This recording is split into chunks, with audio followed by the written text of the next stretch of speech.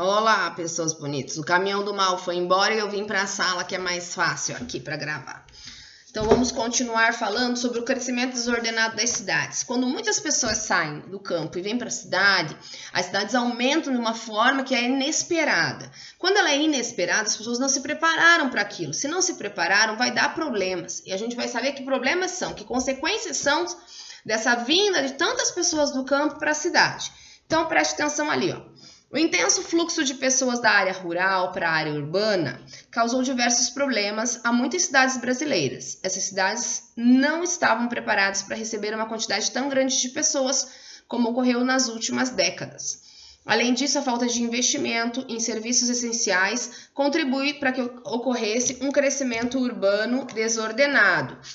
Galera, pega seu marca-texto e vem comigo que a gente vai grifar agora tudo isso aqui.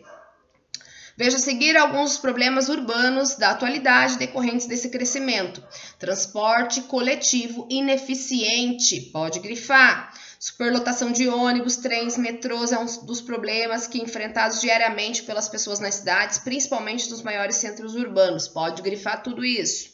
Problemas ambientais. A geração de grandes quantidades de lixo associadas à precarização do sistema de coleta, descarte inadequado, tem causado contaminação do solo, poluição dos rios, assim como tem atraído animais transmissores de doença. Outro problema verificado nas cidades é a poluição do ar, causada sobretudo pelo intenso trânsito de automóveis pela produção industrial. Pode grifar tudo isso.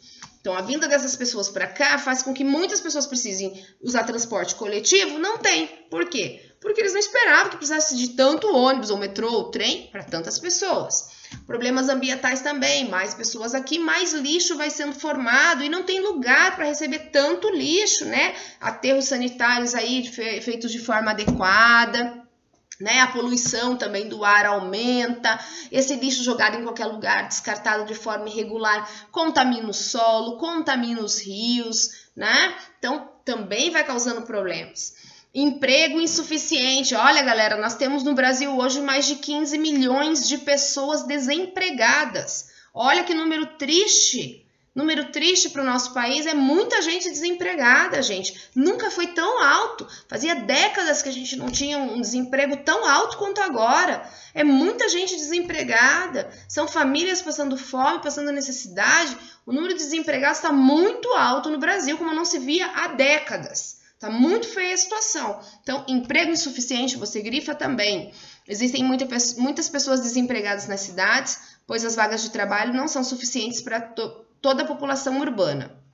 Outro fator que ajuda a explicar o desemprego é a baixa escolarização e qualificação de parte dessas pessoas. Por causa da falta de renda para o sustento familiar, muitos desempregados passam a exercer trabalho informal, ou seja, sem registro em carteira. Trabalho informal é aquele que eu não sou registrado, não trabalho para alguém, galera. Eu trabalho vendendo coisas, vendo produtos do Avon, vendo redes e tapetes, vendo coisas, vendo bolo, vendo coisas, tá, galera? Esse trabalho informal. Falta de infraestrutura e ocupação irregular. Galera, como não tem, as cidades não estão preparadas para tanta gente, o que acontece? Vai faltar moradia, né, galera? Então, olha lá, fatores como a falta de investimento em infraestrutura, na construção de moradias adequadas e a baixa renda, que dificulta a compra de moradias regularizadas, levam as pessoas a ocupar locais indevidos para habitação, como encostas de morro e margens de rios. Em grande parte, essas moradias não são atendidas por serviços essenciais como rua pavimentada, transporte público, saneamento básico. Além disso, estão em locais onde pode ocorrer enchentes e deslizamentos de terra. Então, galera, olha só, as pessoas, quando elas não têm uma casa, elas vão construir aonde conseguir. E normalmente os terrenos que não vão ter donos vão ser esses terrenos que são muito afastados, são próximos de rio, são em morros também. E isso é muito perigoso, né, galera?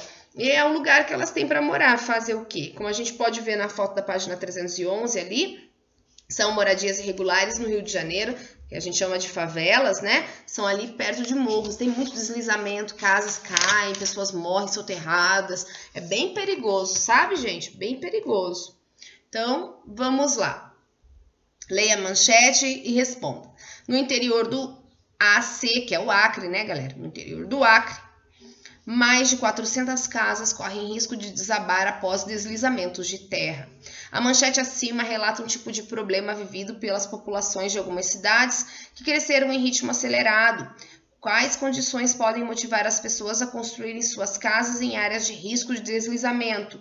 Galera, falta de investimento em infraestrutura e construção de moradias leva as pessoas a morarem em locais indevidos, como os morros, né?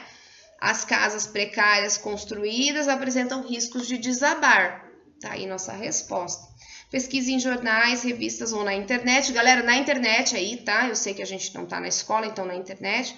Algumas informações sobre outro tipo de problema urbano que seja diferente do apresentado acima. Anote as informações. Vocês vão fazer a pesquisa, galera. Por exemplo, falta de saneamento básico, enchente ou problema no transporte público. Você pode procurar qualquer um desses e colocar aqui a manchete que você encontrou. E aonde você encontrou, que jornal foi, que site foi, ok? Em sua opinião, quais seriam as soluções possíveis para o problema que você pesquisou? Galera, se o problema é saneamento básico, aumentar, né, o saneamento básico, levando água potável para as casas, sistema de esgoto. Se o problema é transporte coletivo, colocando mais ônibus e metrôs e trens à disposição das pessoas, né? Então, você vai ver conforme o seu problema que você achou qual é a solução que seria, tá bom? Aí a gente começa o capítulo novo sobre a distribuição da população brasileira. E a gente começa a falar sobre o território brasileiro e sua ocupação. Galera, a gente já conversou um pouquinho sobre isso, para ser sincera. Mas vamos lá juntos que eu já vou contando para vocês. A ocupação das terras brasileiras, promovida pelos colonizadores, ocorreu de maneira progressiva, partindo do litoral em direção ao interior do território. Lembra que a prof falou? Começa lá naquela bordinha próxima ao oceano, onde eles vão colonizando, lembra? Mais tarde tem a história dos tropeiros, lembra? Aí sim vão abrindo caminhos para o interior e ali vão se formando novas cidades. O desenvolvimento de algumas atividades econômicas incentivou essa ocupação. Até o século XVII, a porção litorânea foi povoada por causa da exploração do pau-brasil, do cultivo da cana-de-açúcar, e o avanço para o interior do território ocorreu inicialmente em função do desenvolvimento da pecuária. A porção norte do território passou a ser conhecida e ocupada por causa da exploração das drogas do sertão, que a gente já estudou. No século XVIII, a pecuária e a mineração do ouro, que a gente viu lá em Minas Gerais, que a gente falou sobre Paranaguá, lembram? E diamantes impulsionaram a ocupação mais efetiva do interior do Brasil. No século XIX, essas atividades também, o cultivo do café e do algodão, se tornaram os principais motivos dessa ocupação. Na metade do século XX, o governo federal passou a implantar projetos de povoamento no interior do território, como a construção de Brasília, a nova capital do Brasil. Também incentivou a mineração e promoveu a construção de rodovias para ampliar a integração entre as regiões centro-oeste, norte e o restante do país. Observe os mapas a seguir e responda no caderno. Primeiro mapa, galera, as principais atividades do século XVIII e o outro, principais atividades do século XIX. São esses mapas que a gente vai olhar, ok? Então, vamos lá. Quais foram as principais atividades econômicas que impulsionaram a ocupação das terras brasileiras a partir do século XVIII? Cultivo da cana e do algodão, a pecuária, a exploração das drogas do sertão e a mineração de ouro e diamantes. De acordo com o primeiro mapa, em qual porção do território o cultivo da cana foi desenvolvido no século XVIII? O mapa diz que foi o quê, galera? Na porção do litoral, o cultivo da cana se desenvolveu. C. Quais atividades não eram desenvolvidas no século XVIII que passaram a ser no século XIX? A exploração da borracha, cultivo do café, do mate, do cacau e do fumo. Certo, seus bonitos? Letra D.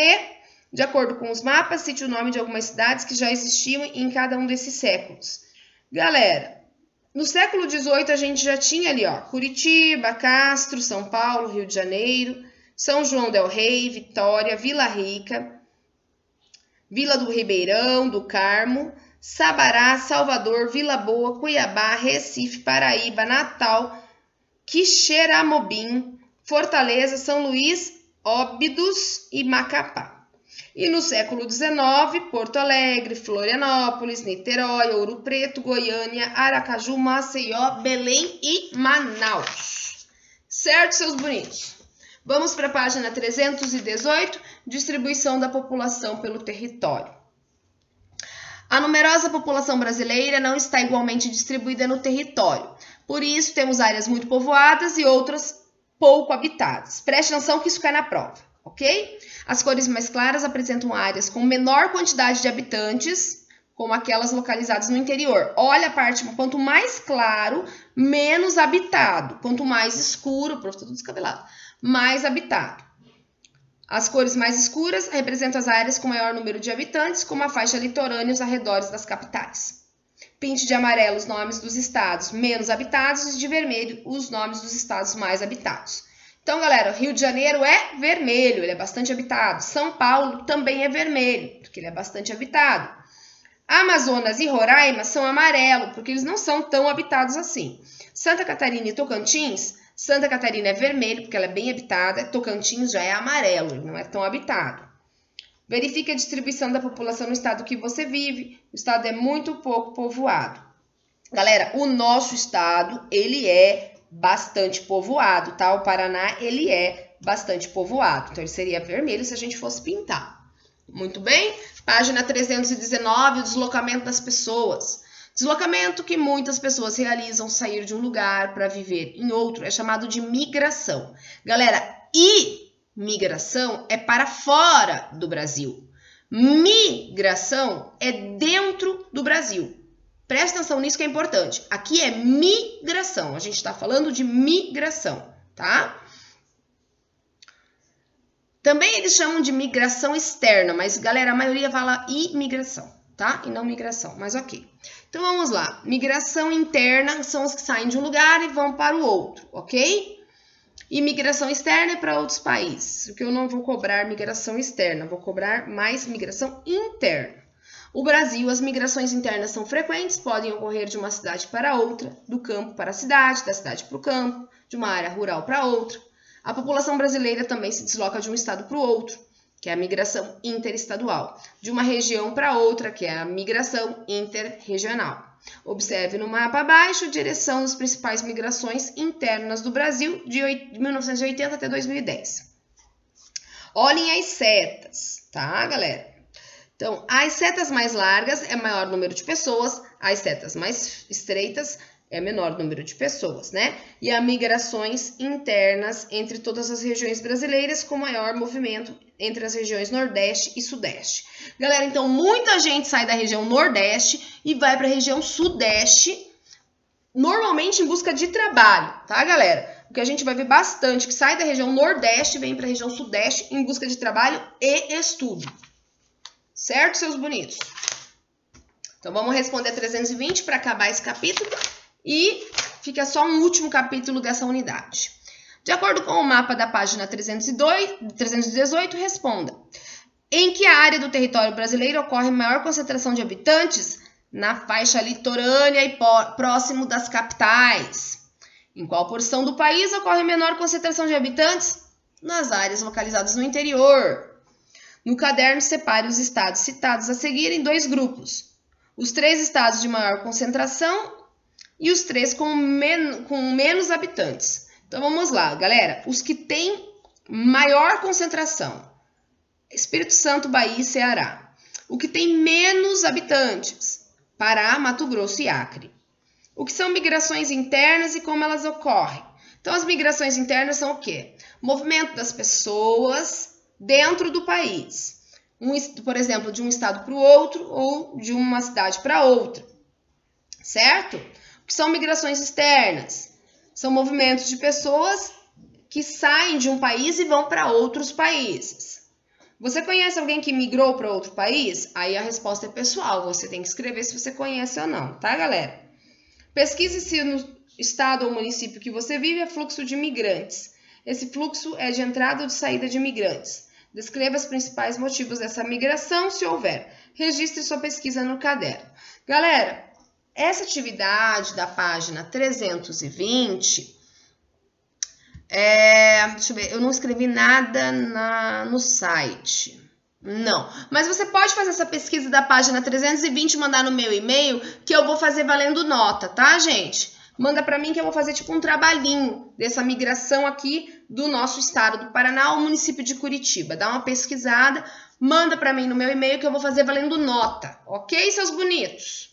E terminamos aqui esse capítulo 6 e terminamos a aula de hoje. Então, pessoas bonitas, terminamos a aula de terça. Para hoje, a prof tá sem o caderno aqui para deixar o beijo. Eu não lembro em quem eu parei. Giovana já foi Guilherme e Henrique. Depois do H, não temos a Isabelle e João. Pronto. E J. Isabelle e João, beijo de hoje para vocês, beijo para todo mundo. Uma ótima terça, galera. A gente se vê amanhã na live lá na plataforma Plural para tirar as dúvidas do conteúdo de matemática. Essa semana tem avaliação, então vamos levar a sério. Certo, seus bonitos? Fiquem com Deus, que a Sagrada Família abençoe vocês. Beijo grande da prof. Fui!